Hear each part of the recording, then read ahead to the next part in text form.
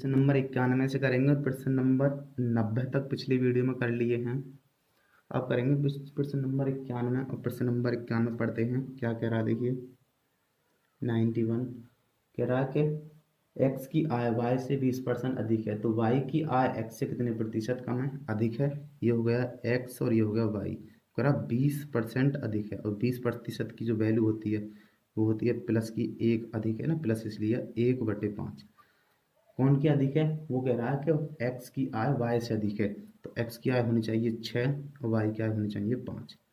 अब कह रहा है कि तो y की आय x से कितने प्रतिशत कम है, तो y की आय जो है वो x से कितनी परसेंट कम है, तो वो हमने देखा कि 1 कम है, और कहाँ से 6 से कम है। तो 1/6 की जो फ्रैक्शन बनती है वो बनती है 16 सही 2/3%। इतना कम होना चाहिए, ये आंसर होना चाहिए। और प्रश्न नंबर 92 कर रहे हैं, और प्रश्न नंबर 92 कह रहा है यहाँ से कि 0.001 किसके बराबर है। परसेंटेज बनानी है इसकी। ये कह रहा है 0.0 परसेंटेज में सब विकल्प दे रहा है ना, इसलिए देख लिया मैंने। एक किसके बराबर है, तो मैंने परसेंटेज बनाने के लिए यहाँ से गुणा कर दी 100 से बनाने के लिए, और 100 2 0 खत्म कर जाएंगे, पॉइंट यहाँ सर के आगे तो यह जाएगा 0.1। आए जी समझ, 0.1% के बराबर है। ये आ गया ये आंसर, ऑप्शन नंबर डी ठीक है। और प्रश्न नंबर कर रहे हैं 93। प्रश्न नंबर 93 करते हैं। प्रश्न नंबर 93 कह रहा है कि ए का वेतन बी के वेतन का 40%। ये हो गया ए का वेतन और ये होगा बी का वेतन। 40% की जो फ्रैक्शन बनती है वो बनती है 2/5। ए का वेतन बी के वेतन का जिसके साथ का लगाता है वो होती है हर वाली वैल्यू। वो कह रहा बी का वेतन का, इसका मतलब बी का वेतन कितना 5 है, तो ए का वेतन 2 है। इसके साथ ही तो का लगा रहा है बी के वेतन का, तो 5 हो गई बी का और 2 हो गई ए की। तथा बी का वेतन सी के वेतन से इतने परसेंट अधिक है, और ये कह रहा है कि बी का जो वेतन है वो सी के पर वेतन से 25% अधिक है, और 25% की जो फ्रैक्शन बनती है वो बनती है प्लस के 1/4। बी का वेतन अधिक है जी, तथा बी का वेतन सी के वेतन से इतना अधिक है, तो इसका अधिक होना चाहिए। ये हो गया 5 और ये हो गया 4। तो बी यहाँ पर भी अनुपात वाला सवाल आ गया। अनुपात में देखते हैं कि दोनों को बराबर कर लो, यहाँ से दोनों बराबर है ही, तो हमें मिल गया ए अनुपात बी अनुपात सी मिल जाएगा सीधा सा 2:5:4। ये होगी, दोनों एक बार निकल देते हैं। तो आगे देखते हैं, तो सी का वेतन ए से कितना प्रतिशत अधिक है। देखो सी का जो वेतन है वो ए से कितना अधिक है जी। सी का वेतन ए से जो अधिक है वो 2 अधिक है, और कहाँ से अधिक है 2 से ही अधिक है। ठीक है, और गुणा कर दो 100 से, तो सीधा सा एक बार कट गई 100% अधिक है। ये हो गया आंसर, ऑप्शन नंबर बी ठीक है। प्रश्न नंबर आगे 94 पे, 94 पे आगे। और प्रश्न नंबर 94 ये कह रहा है जी। प्रश्न नंबर 94 कह रहा है एक परीक्षा में 93% छात्र सफल होते हैं तथा 259 छात्र असफल हो जाते हैं, तो परीक्षा में छात्रों की कुल संख्या सफल होते हैं। हमने कह दिया 100%, कुल बच्चे थे 93% बालक सफल हो गए बच्चे, तो बच्चे कितने 7% बालक फेल हो गए। और 7% वैल्यू की वैल्यू जो दे रखी है 7% बराबर कह रहा है वो कि 25/9 इतने बालक फेल रहे हैं, तो कुल की निकालनी है। कुल मैंने 100% माने थे बटे 7, 7 से भाग कर दो। 7 7 सत्तू सत्तू 0 3700 बालक हैं कुल उस परीक्षा में। ठीक है, प्रश्न नंबर कर लो 95। और प्रश्न नंबर 95 कह रहा है हमसे कि यदि 24 कैरेट सोने को 100% शुद्ध सोना बोला जाता है, तो 22 कैरेट सोने में शुद्ध होने का प्रतिशत बताना है। तो ये कह रहा है कि जब 24 कैरेट सोना जो है वो 100% शुद्ध है जी। 24 कैरेट 100% शुद्ध है परसेंटेज में ये, तो हमें देखना है कि 22 कैरेट कितना परसेंट शुद्ध होगा बटे 24। 4 से काट दो से, 4 6 24 होते हैं, 4 से ये कट गया 25 बार, 2 से काट दो 3 बार, 2 से काट दो 11 बार, गुणा कर लो, ये होगी जी यहाँ से 11 पन्ना 55 का 5 हासिल 5 हो गया, 11 दूनी 22 और 5 27 बटे 3 कर दो भाग। 3 × 27, 3 × 3 होते हैं, 2 शेषफल बचे अभी और बटे 3 कितना परसेंट होता है 91 सही 2/3%। ऑप्शन नंबर बी ठीक है, यहाँ से बी ठीक है। प्रश्न नंबर 96 कर रहे हैं और प्रश्न नंबर 96 कह रहा है कि एक वस्तु के मूल्य में पहले 10% की वृद्धि तथा पुनः 20% की वृद्धि हो जाती है। यदि अंतिम मूल्य 33 रुपये है तो वस्तु का प्रारंभिक मूल्य क्या था। 10% की जो फ्रैक्शन वैल्यू बनती है वो बनती है 1/10, वृद्धि हो जाती तो वृद्धि, और कह रहा फिर 20% की वृद्धि, 20% की जो फ्रैक्शन वैल्यू बनती है वो प्लस के 1/5 बनती है। पहले कोई चीज़ 10 रुपये की थी, एक की वृद्धि होने से वो 11 रुपये में मिल रही है। पहले कोई वस्तु 5 रुपये की थी, अब जी एक की वृद्धि होने से वो 6 रुपये में मिल रही है। क्रॉस मल्टी कटना चाहें तो काट सकते हो, नहीं ऐसे ही रहने दो। ये हो गया 50 की जो वस्तु थी पहले, अब वो 66 रुपये में मिल रही है, वृद्धि हुई 50 से 16 रुपये की वृद्धि हुई है। ये तो क्या कहलाता मूल मूल्य या प्रारंभिक मूल्य, ये कहलाता अंतिम मूल्य या नया मूल्य। अब वो कह रहा है कि यदि अंतिम मूल्य 33 रुपये हो तो ये रहा ना अंतिम मूल्य, तो यानी 66 की वैल्यू जो दे रखी है वो 33 दे रखी है, तो गुणा 50 की निकालनी है, प्रारंभिक मूल्य निकालना है। 66 नीचे आएगा, 33 दूनी 66 होते हैं, 2 से कट गई 25 बार, तो आंसर आ गया 25 रुपये था। प्रश्न आ गया हम 97 पे। प्रश्न नंबर 97 कह रहा है कि एक परीक्षा में 52% छात्र हिंदी में तथा 42% छात्र अंग्रेजी में असफल हुए। ये हो गए जी हिंदी वाले एच, और ये हो गए किसमें, अंग्रेजी में यानी इंग्लिश में। 52% तो हिंदी में फेल हो गए, ये फेल हो गए जी, और कह रहा 42% इंग्लिश में फेल हो गए। आगे सपोज ये दोनों वाले आएगा, आगे वाला कह रहा है ये कि यदि 17% छात्र दोनों विषयों में असफल हुए हैं, और ये कह रहा 17% जो बालक थे वो दोनों विषयों में फेल हुए हैं, ये 17% बालक दोनों में फेल हुए हैं, इस वाले में 17% ये वाले, तो कह रहा है तो कितने प्रतिशत छात्र दोनों विषयों में सफल हुए। देखो ये फेल वाले हैं, ये फेल फेल फेल एक जैसे होने चाहिए, अगर नहीं होते तो इनके जैसा बनाते हैं, अगर फेल हैं तो इन्हें भी फेल बनाए जाएंगे। कैसे बना लेंगे इन्हें, 100 में से घटा के फेल बना देते हैं इसे। अब इन दोनों को जोड़ लो और इसे घटा दो यहाँ से, तो ये बन जाएगा 52 प्लस 42 माइनस के 17, सरल कर लेंगे यहाँ से। ये हो गया 4 और ये हो गया 9 माइनस 17 बराबर, देखो 14 में से 7 घटा दो, 7 बचे, यहाँ रह गए 8, 8 में से 1 गया तो 7। 77% बालक क्या थे, सबरे जो थे वो फेल थे, तो फेल हैं। 77% बालक फेल होते हैं। अब कह रहा कि सफल होनी चाहिए, तो सफल जब 77 फेल हो गए तो मैंने कहा 100% की 100 बालक कुल थे या परसेंटेज में, 77% जब फेल हो गए तो पास हुए होंगे, 100 में से घटा के यहाँ बचेंगे 3, यहाँ बचे 9, यहाँ बचे 2, 23% बालक पास हो गए, तो आंसर हो जाएगा 23% बालक पास हो गए।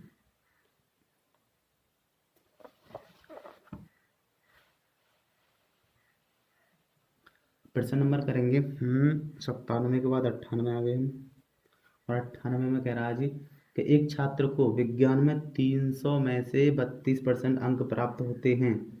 300 में थे वो 32% लेके आया, तो भाषा के विषय में 200 में से कितना अंक प्राप्त करना होगा ताकि उसका कुल परसेंट 46% हो जाए। देखो 300 में से कोई बच्चा कह रहा है कितना लगा, 32% लेकर आया, तो मैंने देखा कितना अंक ले आया वो, तो वो लेकर आया 3 दूनी 6, 3 तिया 9, 96 अंक ले आया 300 में से वो। अब कह रहा है तो भाषा के विषय में कितने परसेंट लेके आने हैं उसे, जो कुल में 40% बन जानी चाहिए उसे ना ये। तो मैंने देखा यहाँ से कि कुल कितने हो गए, 300 का तो 1 पूर्णांक हो गया और 200 का 1 पूर्णांक हो गया, कुल 500 में से कितने परसेंट बनाने हैं उसे, 46% बनाने हैं बटे 100। देखा कितने अंक लाने चाहिए, 5 6 30 के 0, 5 चौक 20 और 3 23, हाँ जी इतने 230 अंक लाने हैं उसे, इतना ले आया। अभी कितना लाने की ज़रूरत है, अभी लाने की ज़रूरत है उसे माइनस के कितना 96 बराबर, घटा दो, यहाँ बचेंगे 4, यहाँ बचेंगे 2, 2 यानी कि सीधा बोल दो 22 बचे, 22 में से 9 घटा दो, तो 22 में से 9 घटा दो, ये बचेंगे 13 बचे। 134 अंक लाना है अभी उसे, कितने में थे, 200 में थे, तो 134 अंक लेके आने हैं, और कितने में से लेके आने हैं भी 200 का पूर्णांक में से लेके आने हैं, और गुणा कर दो 100 पे। 2 जीरो से 2 जीरो कटेंगे, 2 से कट गया, 2 छिक्के 12 होते हैं, 2 सत्ते 14 होते हैं, 67% अभी उसे लाने की ज़रूरत है दूसरे भाषा के विषय में। अगर वो 67% ले आता है तो उसके कुल जो 46% बन जाएगी। एलिगेशन लगा लो उस पर। एलिगेशन कैसे लगेगा देखो, 98 सवाल है, दोबारा से 98 करना है एलिगेशन से। वो कह रहा है कि 300 में से वो 32 लेकर आया। विषय, दो विषय से, पहले विषय में वो 32% ले आया, प्लस दूसरे में मान लेता हूँ x% लाभ है, कुल मिलाकर उसे 46% चाहिए। ये जो पूर्णांक था वो 300 का था और ये जो पूर्णांक था वो 200 का था। अनुपात में 2 जीरो से 2 जीरो काट दी, इसकी मल्टीप्लाई होगी इसमें, तो हो जाएगा 3 दूनी 6 और 3 तिया 9, प्लस इसकी मल्टीप्लाई जो होगी इसमें होगी, ये जाएगा 2x बटे जो बटने इन दोनों रुपये में बटने हैं 5 में बराबर 46 की। क्या चूना कर दो, इसकी यहाँ गुणा आ जाएगी तो जाएंगे 96 प्लस के 2x बराबर 5 6 30 की 0 और 3 23। ये हो जाएगा 2x बराबर जो आ जाएगी वो आ जाएगी 230 माइनस के 96, तो 2x की वैल्यू बच जाएगी यहाँ से, ये बचेंगे 4, ये बचेंगे 3 और ये 1, तो x बराबर मिल जाएगा यहाँ से 2 छिक्के 12, 2 सत्ते 14, x बराबर मिल गया 67% लेके आए। इसमें x वाली वैल्यू आ गई 67% लेके आए, तो वो कुल दोनों विषयों में 46% हो जाएंगे उसके। चलिए प्रश्न नंबर 99 पकड़ लेते हैं। प्रश्न नंबर 99 कह रहा है कि एक गांव की वर्तमान जनसंख्या जो है वो 67,600 है और यह 4 वर्ष की दर से प्रतिवर्ष बढ़ रही है, तो 2 वर्ष पहले गांव की जनसंख्या क्या थी? ठीक है, मतलब पहले थी। देखो, और वैसे ही पता पड़ जाएगा 676 जो वर्ग है वो कितने का, 676 जो वर्ग है वो 26 का वर्ग है।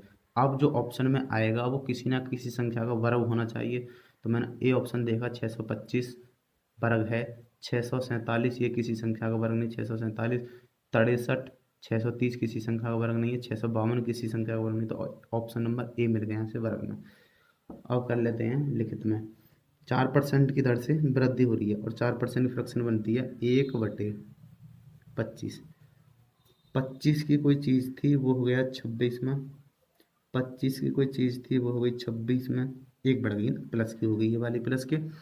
इन दोनों का मल्टीप्लाई कर लो, ये हो गया 55 625 यानी 625 और ये हो गया 676, और वो कह रहा है 600। अब जो नई है ये 676 है, तो 2 वर्ष पूर्व की निकालनी है हमें, पूर्व की निकालेंगे तो 676 वो कह रहा है 676 बार 2 जीरो ज़्यादा है इस पर बस, तो इस पर मैंने 2 जीरो चढ़ा दी, तो इस पर भी 2 जीरो चढ़ा दो, तो कितनी होगी 2 वर्ष पूर्व, 2 वर्ष पूर्व होनी चाहिए 62,500। ये जनसंख्या होनी चाहिए 2 वर्ष पूर्व, ये आंसर हो गया। प्रश्न करेंगे आगे, और प्रश्न नंबर आ गए हम 100 पर।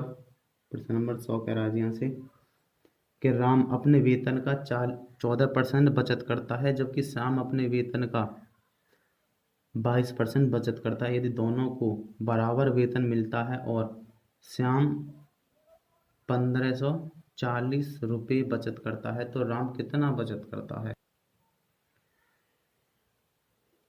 राम, ये हो गए एक तो राम और ये हो गए दूसरे श्याम। श्याम जो अपने वेतन का 14% बचत करते हैं, और ये कह रहे हैं कि न सॉरी, राम 14% करते हैं और श्याम 22% बचत करते हैं। तो मैंने देखा 2 से काट दी 7 बार और 2 से काट दी 11 बार, लेकिन श्याम, वो कह रहे हैं श्याम जो बचत करते हैं वो करता है कि 1540 करता है, यानी कि श्याम हमारी ये एक्स मान लो इसके साथ, तो 11x श्याम जो करते हैं 11% एक्स करते हैं, और वो कह रहा है कि 1540 के है, तो गुणा हमें चाहिए 7 की वैल्यू, यहाँ से 7 की वैल्यू निकाल लेंगे तो 11 से काट दो, ये हो जाएगा 11 एक 11 हो गए, 11 चौक 44 जीरो, ये हो गया 0 गुना कर दो, 14 सत्ते 98 होते हैं। ये हो गया राम जो करता है कितने की बचत करता है, 980 रुपये करता है, दोनों वेतन समान पा रहे थे इसलिए। प्रश्न नंबर 101 आ गए। प्रश्न नंबर 101 कह रहा है कि 1206 का 1/3 इतने पर कितने प्रतिशत है? 1206 का 1/3 134 पर कितने प्रतिशत है? 1206 का 1/3 काटिए जी, कितने हो गया? ये हो गया जी 3 चौक 12 जीरो 3 दूनी 6, कह रहा 134 पर कितना परसेंट है ये? 2 गुणा 100, सरल कर लो यहाँ से, ये बन जाएगा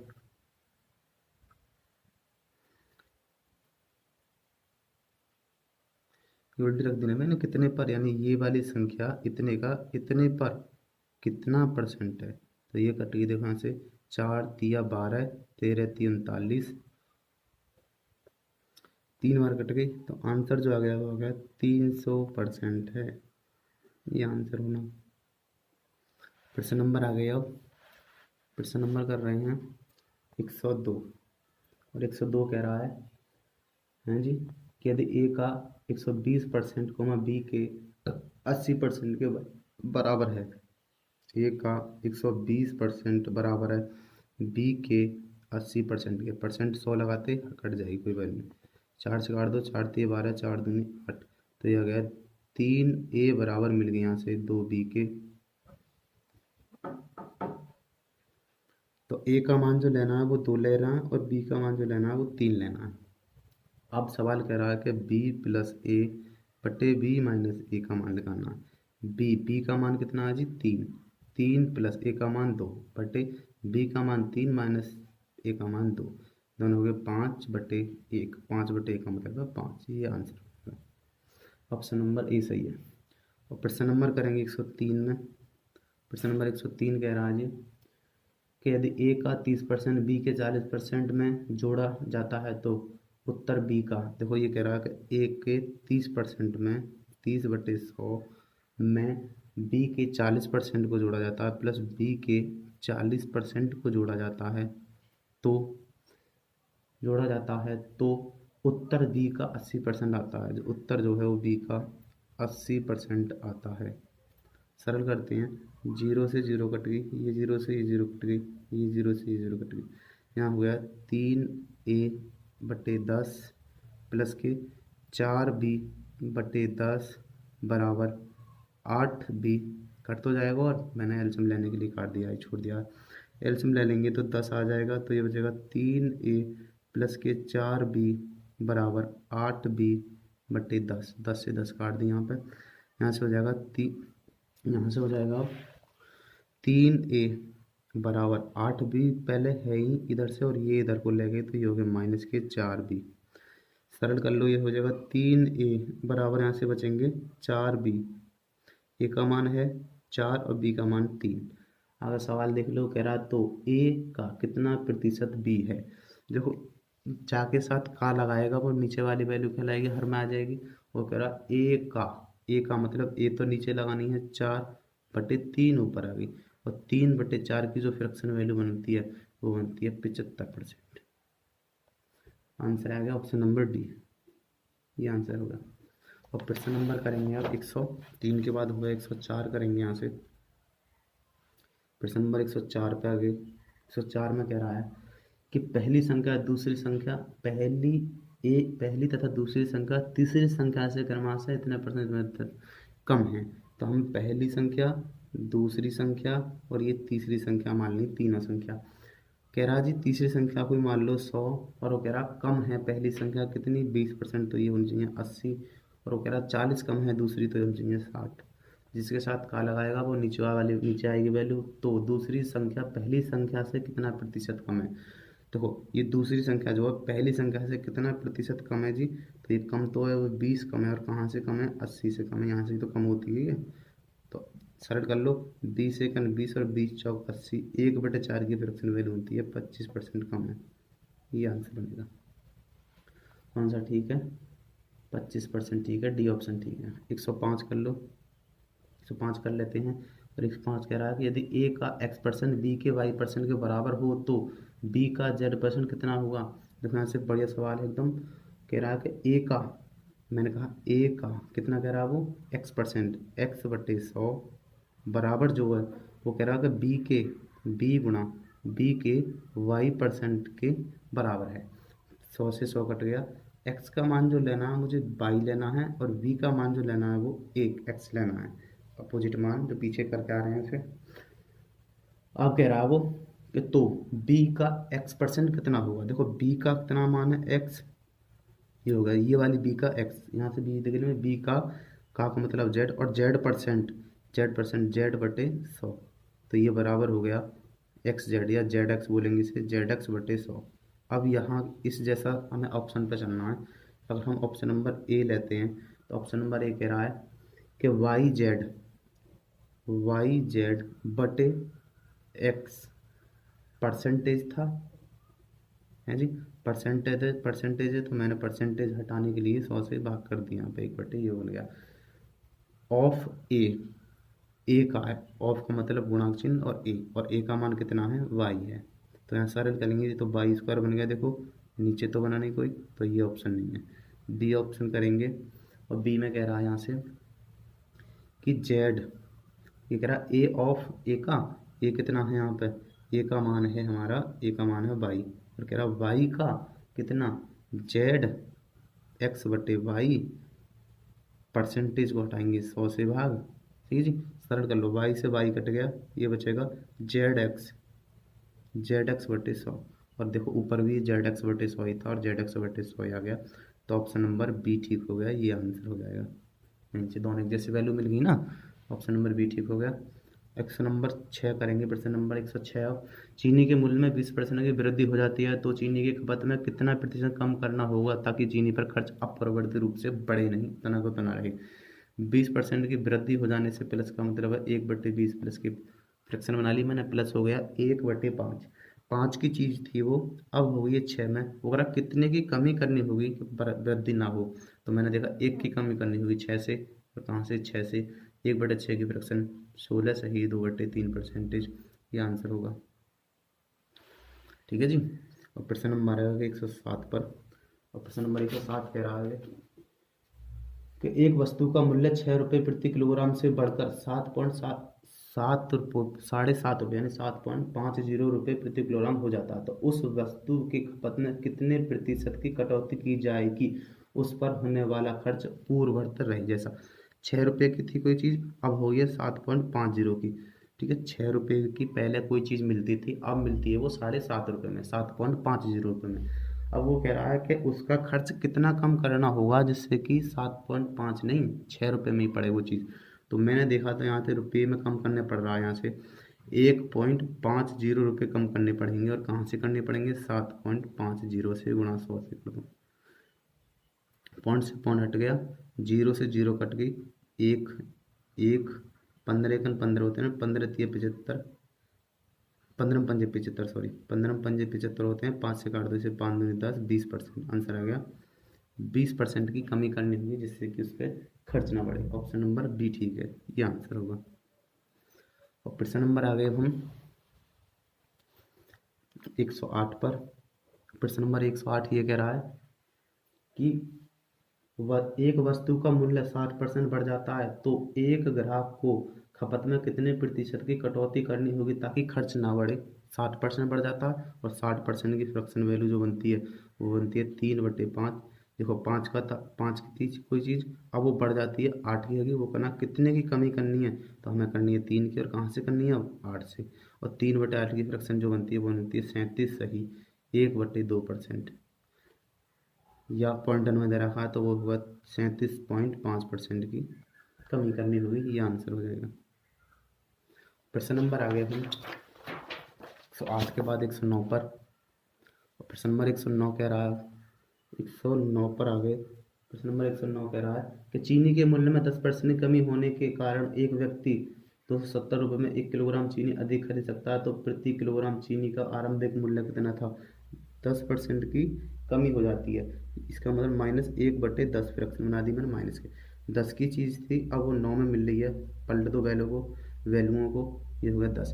कह रहा है कि 270 में 1 किलोग्राम अधिक खरीद सकता था। पीछे सवाल किया था बिल्कुल 270 जितने रुपए होते हैं, जितना ग्राम अधिक या कम खरीदता है उतने में भाग जरूर करना। 270 रुपये में भाग कर दिए 1 का। अब डिपेंड यहाँ पर करेगा यहाँ कौन सी वैल्यू आएगी, या तो ये आएगी या ये आएगी। प्रारंभिक मूल्य ये कहलाएगा, अंतिम मूल्य ये कहलाएगा। वगैरह वो तो कह रहा है तो चीनी का प्रारंभिक मूल्य कितना था, तो 9 बराबर निकालना है, यहाँ से 9 से निकाल दिया तो 9 से काट दिए, 9 3 27 30, तो प्रारंभिक मूल्य कितने था, 30 रुपये था, ये आंसर हो जाएगा, ऑप्शन नंबर बी ठीक है। अब प्रश्न नंबर करेंगे 110, और प्रश्न नंबर 110 में कह रहा है जी कि सेब की कीमत में 10% की कमी के कारण एक व्यक्ति ₹54 में 10 सेब अधिक खरीद सकता है तो कमी के बाद प्रति दर्जन सेब की कीमत कितनी है। तो वही चीज़ है, तो 10% की कमी हो गई यहाँ से, 10% की जो फ्रैक्शन बनती है वो माइनस के 1/10 कमी हुई। तो 10 की चीज़ अब 9 में मिल रही है, 9 की चीज़ मिल रही है 10 में, तो हमने पलट दी मैंने यहाँ से ये। हाँ जी, ₹54 में भाग जो करना है 10 का वो करना ही करना है और गुणा।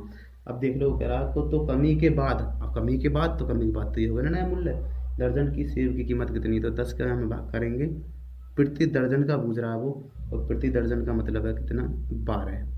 ये 1 का लिख रहा है, 12 का निकालना है यहाँ से, तो इसकी मल्टीप्लाई कर दो इसमें और पॉइंट लगा देंगे। 12 चौक 48 का 8 है, हासिल लगा 4, 12 में 5 60 और 4 64, पॉइंट लगा दो जी। पॉइंट लग गया, ये आ जाएगा 2 0 यहाँ से, और पॉइंट लग के आ जाएगी 2 के बाद पॉइंट लगा, ₹6.48 थी उसकी कीमत। अब ये आंसर हो जाएगा। ठीक है जी।